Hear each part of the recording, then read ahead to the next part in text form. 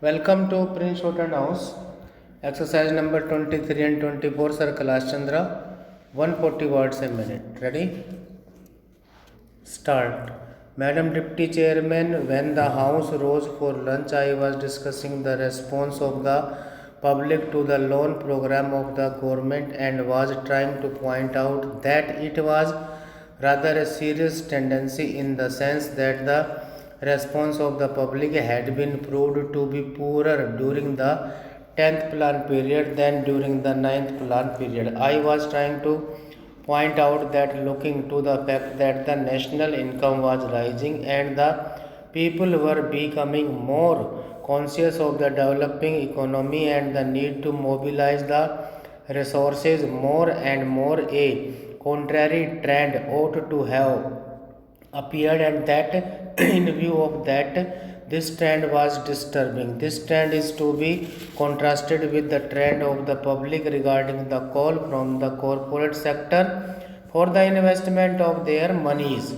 Here we find that the shares of some of the new companies or of the old companies that are issuing new shares are oversubscribed at times to the extent of 15 times the capital that has been asked for by the company. So here are two pictures. One, the picture of the government asking the public to subscribe to the public loans, and the other, the picture of the response of the public to the corporate sector demanding investments from the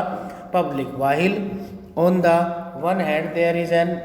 enthusiastic response to the demand from the corporate sector, on the other there is a very poor response as far as the loan program of the government is concerned. This is a matter of some concern, and I feel that the government should pay more attention than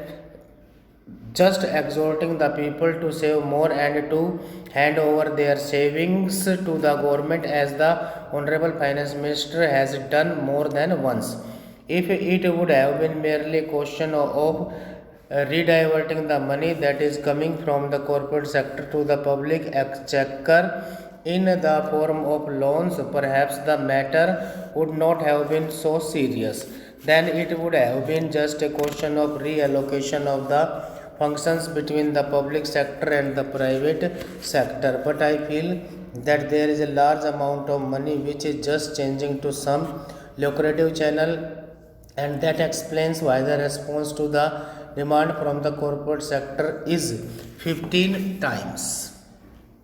This shows that 14 times that particular capital is not required by that company, and if there had been some adequate step or measure whereby originally that money could have gone to the public exchequer, to that extent there would not have been any disappointment to the people who wanted shares but who did not get them, and disappointment to the public exchequer by not getting the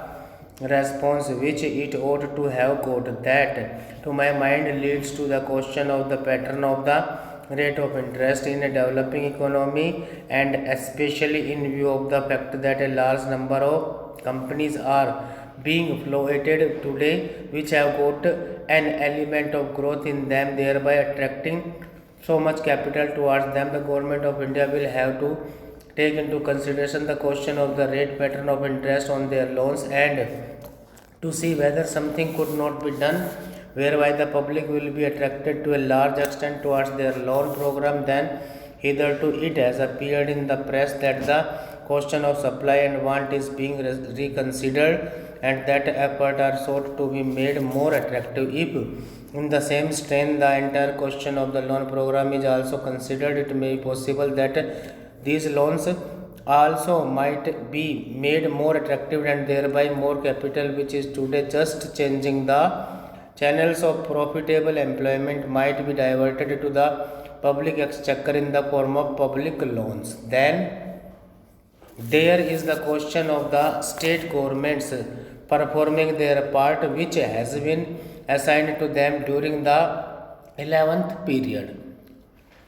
In this connection, I would like to draw the attention of the Honorable House to a very important recommendation which has been made by the 11th Finance Commission, namely the appointment of a high power commission to go into the entire question of the allocation of financial resources between the central government and the state governments. They have argued the whole case in nearly 1.5 pages in order to show why it has now become necessary that a high power commission should be appointed to go into this important question. According to the Third Finance Commission, the allocation of resources between the center and the states was made at a time when planned economic development was not visualized.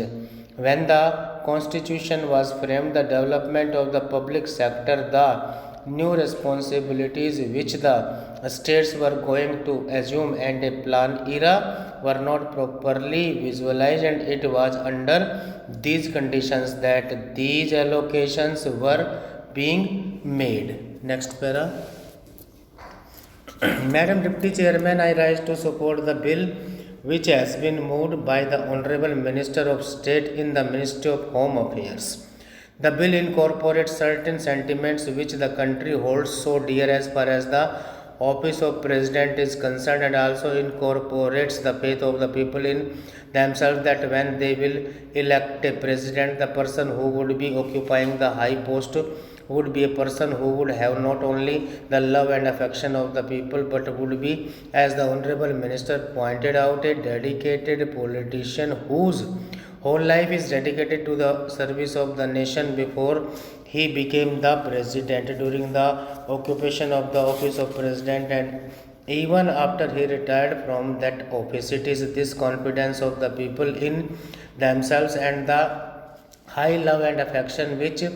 they hold for this office which have resulted in this particular bill being considered by the House at the present moment. The Honorable Minister has pointed out that the President who has just retired has fulfilled all the requirements which are the basis of this particular measure, and the measure which was passed in 2001. I wish that he had mentioned the last Governor General also, to whom both the measures apply. Whether we may agree or may not agree with the last Governor General, some of the political views that he holds, there can be no two opinions that the last Governor General was also an illustrious son, and in an illustrious son of this country, and deserves all the consideration, all the love and all respect of the country which are being incorporated in the present measure and were incorporated in the 2001 Act. While therefore fully supporting the measure which is now before the House, I would like certain clarifications regarding the rules that are going to be made for giving effect to the provisions which have been incorporated in this present bill. In the statement of objects and reasons, we are told that a person holding the high office of president has, even after retirement, many public calls on him, and it is therefore considered desirable to provide him with secretarial staff. It is further stated that the bill provides for a staff which may be engaged for the president. Staff might be appointed for him and office space might be provided for him. It is because of this that certain misgivings have arisen in the minds of some of the members, and they want it to be made perfectly clear that the staff will be appointed not only for the ex-president but will be appointed by the ex-president, and it will be his wishes and his desires that will be taken into account when a particular person is being appointed. Also, regarding the office which is engaged for him, his wishes should be taken into account so that he knows what would be a convenient place for him and he may try to get that place. Another reason for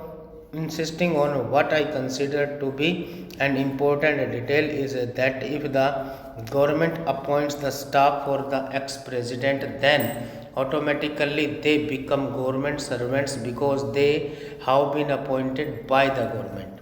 It may be that in the rules a clarification might be attempted whereby they may be exempted from some of the service conduct rules which are applicable to normal government servants.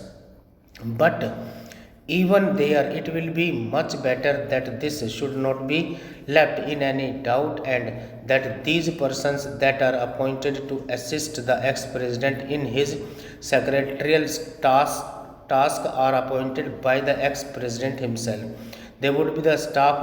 of the ex-president and would not be appointed by the government for the ex-president and would not be government servants. This point ought to be made quite clear so that the ex-president has got all the right of determining the service conditions of the people appointed by him, of course subject to the overall limit which has been provided and to my mind rightly provided in the bill. Within that overall limit, perhaps it will be much better to leave the rest of the matter to the president himself so that we may also express our further confidence in the president to the effect that he would utilize it with